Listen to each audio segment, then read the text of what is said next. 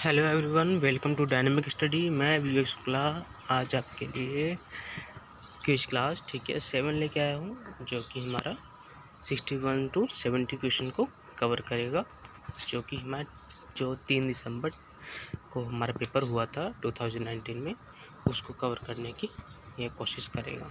ठीक है, तो चलिए स्टार्ट करते हैं।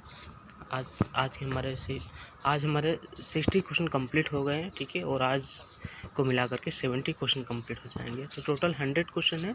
तो 3 वीडियो और आएगी इस पर, उसके बाद आपको एक PDF प्रोवाइड कर दी जाएगी। ठीक है, फुल एनालाइज और एक्सप्लेनेशन के साथ में। ठीक है, सो स्टार्ट करते हैं। तो हमारा पहला क्वेश्चन आया हुआ था, जो हमारा 61 to 70 क्वेश्चन था।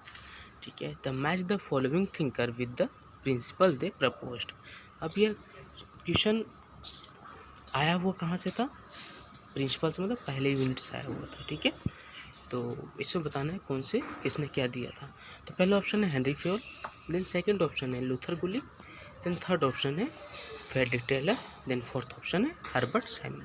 ठीक है, तो हमारा पहले प्रिंसिपल देख लेते हैं कौन कौन से। पहला ऑप्शन है scientific relation, selection of the work, second है बाउंड्री रैशनैलिटी, देन थर्ड है staff and line, then fourth है स्प्रेड द क्रॉप्स।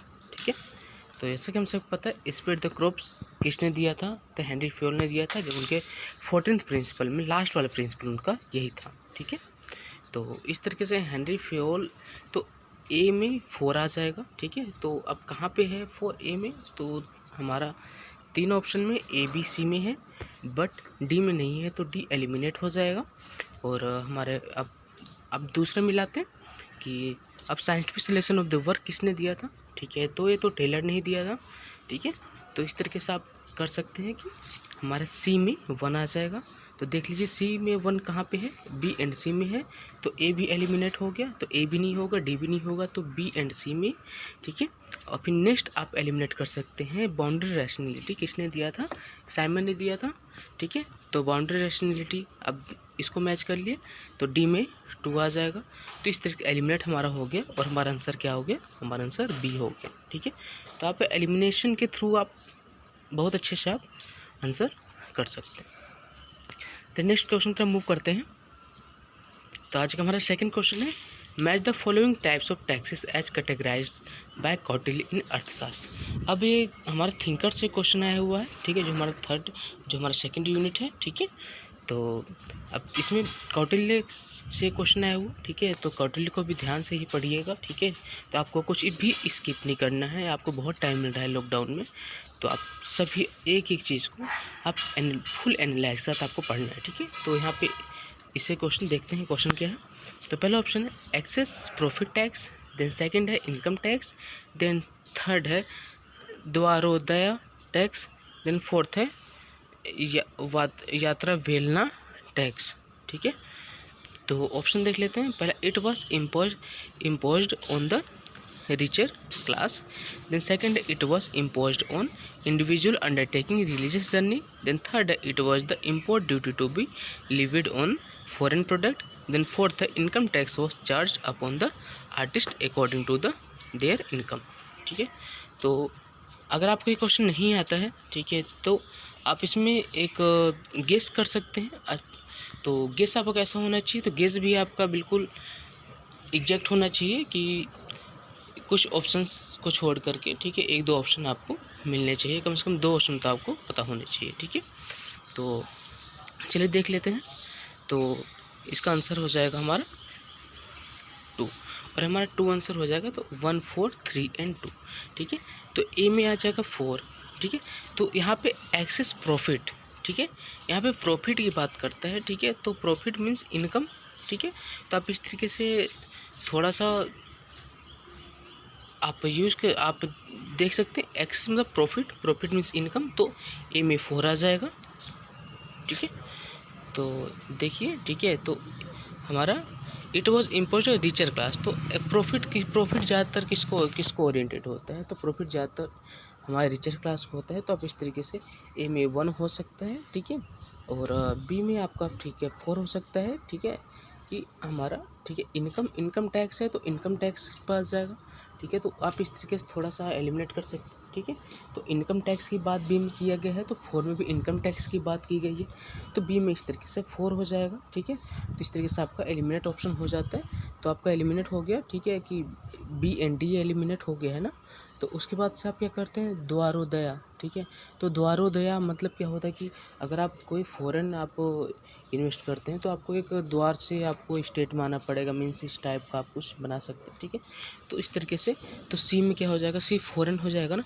तो इस तरीके से सी में 3 हो जाएगा, ठीक है। तो आप इस तरीके से एलिमिनेट कर सकते हैं और आपको ऑप्शन हो जाएगा 2 हो जाएगा, ठीक है। तो आपको इसको पढ़ना है, लेकिन अगर आपको एग्ज़ाम टाइम पे अगर आपको नहीं आता है तो आपको एक अच्छा सा एजुकेटेड गेस मारना है, ठीक है। तो इस तरीके से कर सकते हैं। थर्ड क्वेश्चन पर मूव करते हैं। हमारा थर्ड क्वेश्चन क्या कहता है, which of the following union ministry notified the new solid waste management rule, ठीक है, 2016।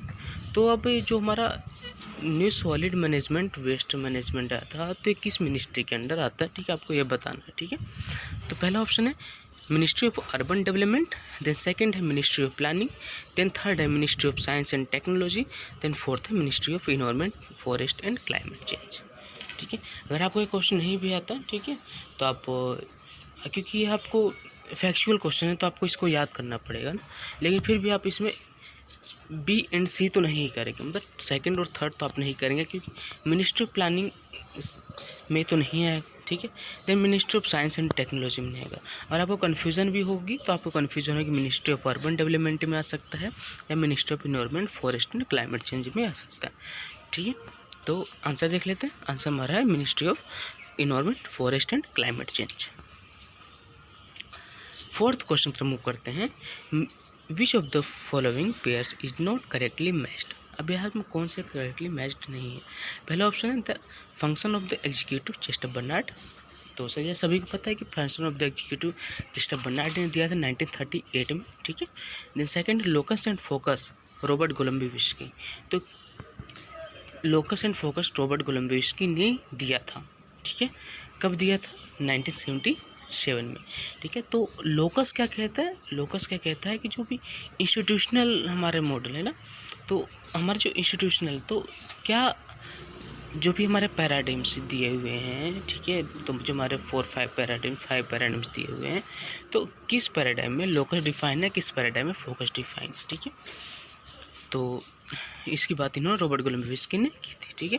तो लोकस एंड फोकस के बारे में, ठीक है, आपको बताएंगे, ठीक है। फिर देन थर्ड है रेंट सीकिंग, ठीक है, तो गॉर्डन ट्यूलॉक ने बात की थी। Then Minnowbrook second, Rosemary O'Leary, ठीक है।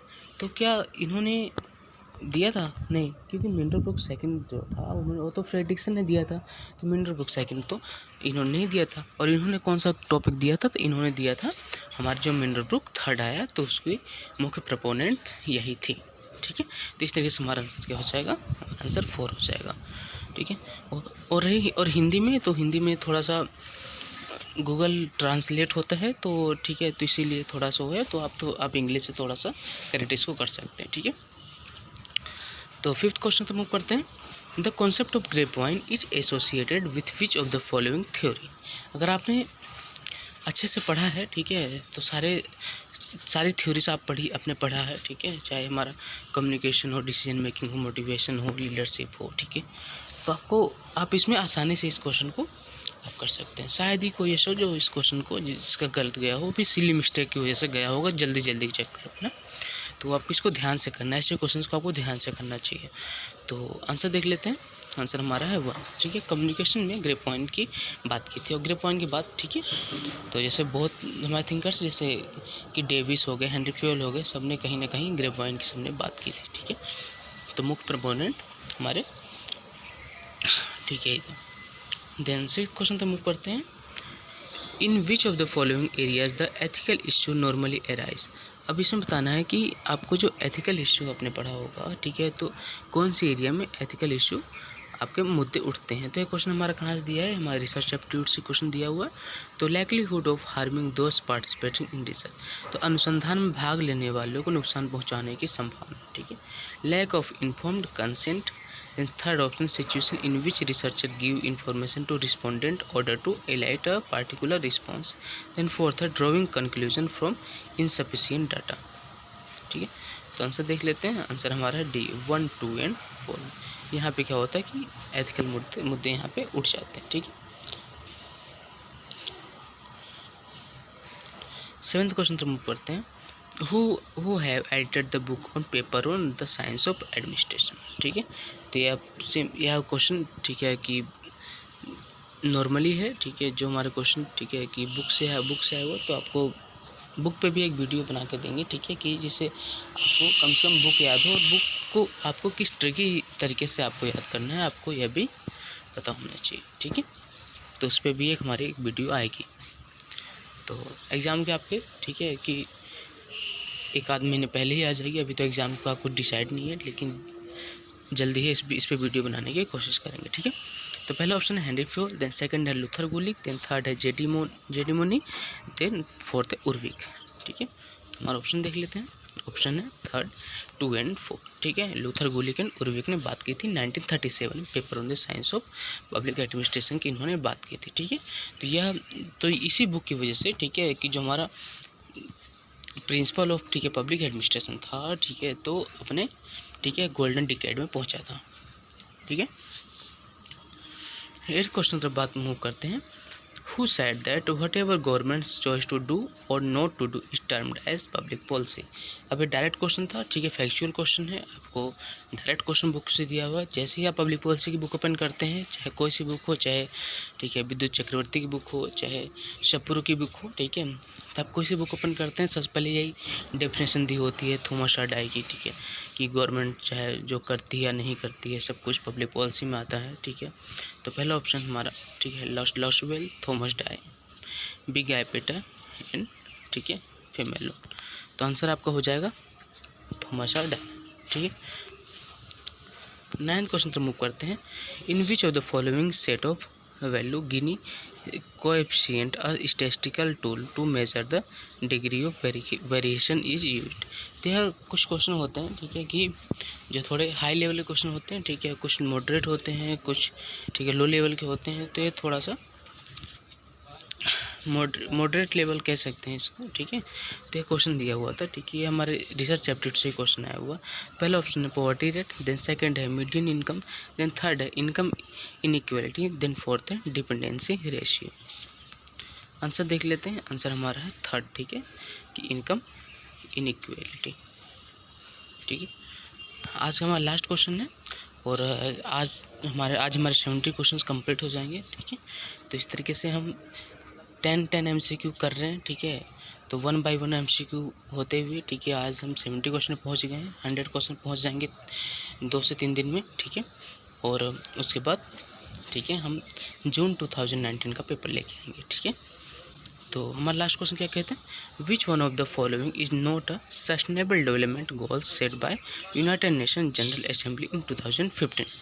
तो सस्टेनेबल डेवलपमेंट गोल से क्वेश्चन आया हुआ। ठीक है, तो कौन सा नहीं है इसमें आपको बताना है।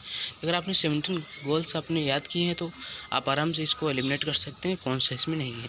पहला ऑप्शन है नो पॉवर्टी। ठीक है, देन सेकंड ऑप्शन है urbanization, then third option life on land, then fourth है क्लाइमेट एक्शन।